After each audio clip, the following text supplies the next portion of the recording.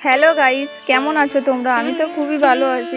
আর আজকে চলে এসেছি অন্য একটি রান্নার রেসিপি নিয়ে। আজকে হবে পোলাও রান্না। তাহলে চলো বেশি দেরি না করে একবার দেখা যাক রান্নাটা। আমি কিছু পরিমাণ গোবিন্দভোগ চাল নিয়ে নিয়েছি আর চালটিকে কিছুক্ষণের জন্য জলে ভিজিয়েও রেখেছি। জলে ভিজানোর পর এই যেটা ভিউ দেখছো এটাই। এরপর আমি কিছুটা আদা বাটা, কিছুটা হলুদ, কিছুটা ঘি, কিছুটা লঙ্কার গুঁড়ো আর কিছুটা চিনি দিয়ে মিক্স করে নেওয়া হচ্ছে। চামচ দিয়ে মিক্স করা যাচ্ছিল না, এই জন্য পরে হাত দিয়ে মিক্স করা হচ্ছিল। তো এইভাবে ভালো করে মেশানো হলো সব কিছু দিয়ে। দেখো ভালো করে না মেশালে আবার ভালো হবে না, এই জন্য পোলাওতে ঘিটা একটু বেশিই লাগে, তো তোমরা অবশ্যই ঘিটা একটু বেশি করেই দিও। সব কিছু দিয়ে মাখানোর পর কিছুক্ষণ রেখে দেওয়া হবে। আর অবশ্যই পোলাও যেহেতু, তো কাজু বাদাম আর কিশমিশ তো অবশ্যই লাগবে। তো কাছে কিছু পরিমাণ কিশমিশ আর কাজু বাদাম রেখে দিও পরে দেওয়ার জন্য। ঘি আর হলুদটা যেহেতু কম হয়ে গেছিলো, এই জন্য আমি আবারও কিছু পরিমাণ ঘি আর কিছু পরিমাণ হলুদ দিয়ে দিয়েছি। এরপর আবারও মেশানো হচ্ছে। আমাদের মিক্স করা যেহেতু হয়ে গেছে, তো আমরা কিছুক্ষণের জন্য এটিকে ঢেকে রেখে দেবো। আর কে কে আগে পরে পোলাও বানিয়েছো অবশ্যই তোমরা কমেন্ট করে জানিও। তাহলে চলো বেশি বকবক না করে ভিডিওটির সামনের দিকে এগোনো যাক, দেখা যাক সামনে কি করা হয়। এরপর আমি কিছুটা কাজু বাদাম নিয়ে নিয়েছি। আর কাজু বাদাম যেহেতু আস্ত, তো দুটিকে ভাগ করা হচ্ছে। আর কাজু বাদামটিকে কিছুক্ষণের জন্য তোমরা জলে ভিজিয়ে রাখবে। কাজু বাদামটিকে জলে ভিজিয়ে রাখার কাজ চলছে। দেখো আমরা জলে ভিজিয়ে রাখছি কাজু বাদামটিকে। কিছুটা কিশমিশও নিয়ে নিও, আর কিশমিশটিকে জলে ভিজিও না। আর কিছুটা বলে ভুল হবে, একটু বেশি দিলেই ভালো হয়। কাজু বাদাম কিশমিশ একটু বেশি দিলে ভালো লাগে খেতে সেটা। কাজু বাদামটিকে জলে ভেজানোর কাজ আমাদের কমপ্লিট। আর এখন রান্না হবে যেহেতু পোলাও। আর এই দেখো আমরা গোবিন্দভোগ চাল নিয়ে আবার ফিরে এসেছি, কারণ এখানে ঘিটা একটু কম হয়ে গেছিলো, এই জন্য আবার আরেকটু বেশি করে ঘি দেওয়া হচ্ছে। কারণ ঘিটা একটু বেশি না দিলে হবে না ভালো। ঘিটা এখন গোবিন্দভোগ চালের সাথে মেশানো হচ্ছে। আর ওইদিকে গ্যাসটিও ধরানো হয়েছে, আর কড়াইটিও গরম হচ্ছে ওইদিকে। আর এইদিকে আমাদের কাজ তো চলছেই। এই যে যেরকম দেখতে পাচ্ছ চালটি ভালো করে মিক্স করা হচ্ছে। আর তোমরাও পোলাও রান্না করার সময় একটু ভালো করে মিক্স করে নেবে। তাহলে চলো বেশি বক বক না করে ভিডিওটির সামনের দিকে এগোনো যাক। এরপর আমি কড়াইটি গরম করে নিয়েছি। আর এই দেখো এখন ঘি দেওয়া হচ্ছে। ঘিটা অবশ্যই একটু বেশি করে দেবে তোমরাও, আমরাও একটু বেশি করেই দিচ্ছি ঘি।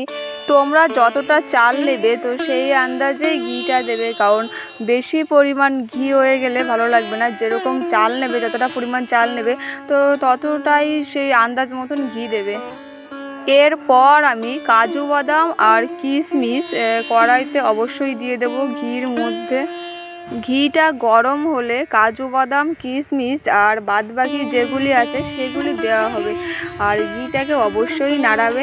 আর এই দিকে আমাদের ঘিটা একটু থেকে গেছিলো, এই জন্য ঘিটাকে পুরোপুরি দেওয়া হবে। দেখো কৌটাতে আবার নতুন করে দেওয়া হচ্ছে ঘিটাকে, কারণ ঘি কেউ খায় না বলতে পারো, ওই জন্যই একবারে ঘিটিকে একবারে কড়াইতে দেওয়া হচ্ছে। ঘিটা থেকে গেলে পরে খাওয়ার লোক নেই যে পরে কেউ খাবে, এই জন্য ঘিটাকে টোটালি কড়াইতে দেওয়া হচ্ছে। আর এইদিকে ঘিটা গরম হয়ে গেছে। এরপর আমি গরম মশলা দিয়ে দিয়েছি। এই দেখো গরম মশলাটিকে আমি অলরেডি খুন্তি দিয়ে নাড়ানো শুরু করে দিয়েছি। গরম মশলা দেওয়ার কিছুক্ষণ পর আমি কাজু বাদাম আর কিশমিশ দিয়ে দিয়েছি। এই দেখো কাজু বাদাম আর কিশমিশটিকেও নাড়ানো হচ্ছে। কড়াইতে কিছুক্ষণের জন্য রাখবে। কাজু বাদাম কিশমিশ গরম মশলা এভাবেই নাড়াতে থাকবে কিছুক্ষণ ধরে। ঘিটা যেরকম ফুটছে এরকমই ফুটবে, বলতে পারো অনেকটা ভাজা টাইপের করে নিতে হবে। ওই জন্য কিছুক্ষণ অবশ্যই রেখে দিও। কাজু বাদাম কিশমিশ গরম মশলাটিকে অবশ্যই কিছুক্ষণের জন্য রেখে দিও। অনেকটা ভাজা টাইপের হয়ে গেছে।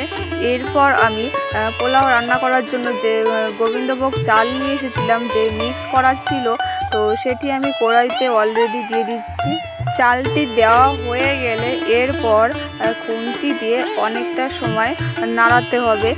অনেকটা ভাজা টাইপের করতে হবে, যেরকম ভাজা হয় তো সেরকম ভাজা টাইপেরই করতে হবে। আর দেখো অনেকটাই এখানে ঘি দেওয়া আছে, বোঝাই যাচ্ছে। মোটামুটি অবশ্যই ঘিটা একটু বেশি করেই দিও, দেখো এখানে চালটি অনেকটা ভাজা টাইপের হচ্ছে। পুরোপুরি যে চালটিকে ভেজে নিবা সেরকম না, তবে অনেকক্ষণই কড়াইতে রাখতে হবে, তারপর জল দিতে হবে। আর এই দেখো এখানে হলুদটা একটু কম হয়ে গেছিলো, তো আমি পরে একটুখানি হলুদ দিয়ে দিয়েছি। তো ওখানে হলুদ দিলেও অসুবিধা হয় না, যেহেতু আগে, পরে হলুদ দিলে প্রবলেম হয়। তো আগে তোমরা দিতেই পারো হলুদ, হালকা পরিমাণ হলুদ দিয়ে দিতে পারো। অনেকটা ভাজা টাইপের হয়ে গেছে গোবিন্দভোগ চালটি। তো এখন আমি জল দেব, আর অবশ্যই খুন্তি দিয়ে নাড়াতে থাকবে, না হলে পোড়া ধরবে। আগে পরে কে কে রান্না করেছো পোলাও অবশ্যই কমেন্ট করে জানিও।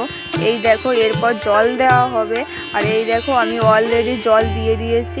তবে খুব একটা বেশি জল দিলে হবে না, আবার খুব একটা কম জল দিলে হবে না, একটা মাপ মতন জল দেবে, যে এই জলটাতেই হয়ে যাবে। তো তোমরা যেরকম পরিমাণ চাল নেবে তো সেই অনুযায়ী জল দেবে।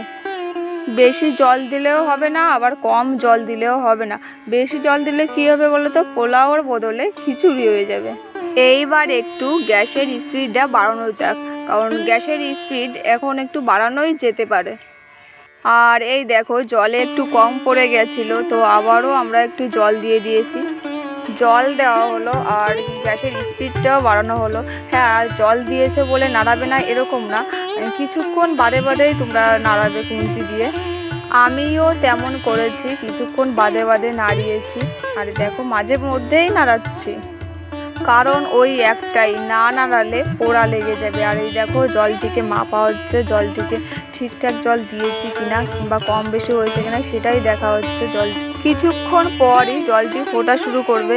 আর অবশ্যই তোমরা বেশি জল দেবে না, কারণ জলটি তো ফেলানো যাবে না, ভাতের মতো যে ফেলে দিলাম তেমন না, ওটা জলটি টেনে যাবে।